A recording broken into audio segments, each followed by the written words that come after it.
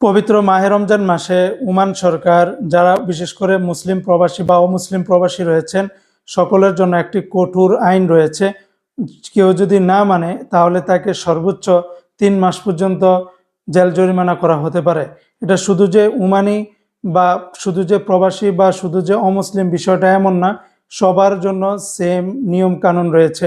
ওমানের গণমাধ্যমে একাধিক এই নিউজটি প্রকাশিত করেছে। সেখানে তারা বলেছে, যদি কেউ পবিত্র মাহে রমজান মাসে যাদের বয়স 15 বছরের ঊর্ধ্বে তারা যদি প্রকাশ্যভাবে ওমানের দিনের বেলায়, রমজান মাসের দিনের বেলায় কেউ যদি খাওয়া দাওয়া করে, তাহলে ওমানের দণ্ডবিধির অর্থাৎ ওমানি প্যানেল কোড 277 নম্বর ধারা অনুযায়ী তাকে সর্বোচ্চ 3 মাসের জেল জরিমানা করা হবে। 3 মাস পর্যন্ত জেল হতে পারে এবং এটা শুধুমাত্র মুসলিম বা অমুসলিম সকলের জন্যই এটা প্রযোজ্য হবে। তাই যারা আমাদের প্রবাসী ভাইরা আপনারা আছেন, অনেকে খুব হার্ড ওয়ার্কিং করেন, অনেকে আবার রোজা রাখেন না, অনেকে বিভিন্ন জায়গাতে খোলামেলাভাবে খাওয়া দাওয়া করেন। যদিও আমরা মুসলিম হিসাবে এটা কখনোই কাম্য নয়, তারপরে অনেকে অনেক ক্ষেত্রে বা অনেকটা অপারগতার কারণে অনেকে এগুলো করে থাকেন।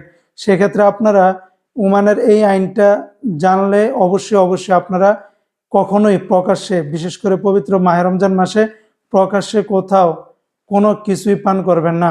তা না হলে যে কোনো মুহূর্তে ওমানের প্রশাসন বা ওমানি নাগরিকদের নজরে পড়লে আপনাকে যদি ধরিয়ে দেয় তাহলে 3 মাসের সর্বোচ্চ জেল জরিমানা হতে পারে।